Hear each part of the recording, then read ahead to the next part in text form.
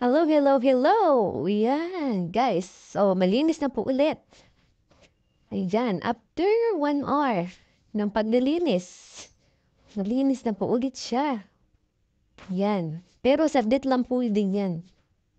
At pagdating ng aking Junakis, paniguradong wala kang madadaanan.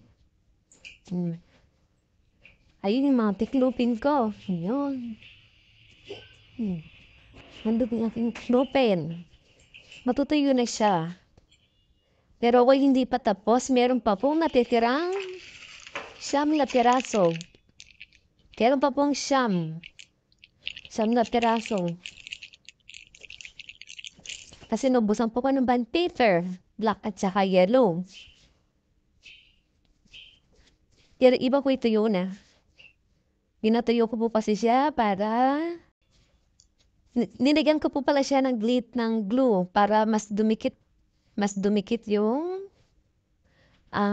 glitters. Para cute naman tingnan. Sabi po ng asawa ko para daw po pambata. Hawi, okay na yan kaysa wala. Mahal po kasi ang magpagawa. Pinaprint na lang po namin yung picture. Ako po nag-DIY ng nilagyan. Thank you for watching. Bye-bye!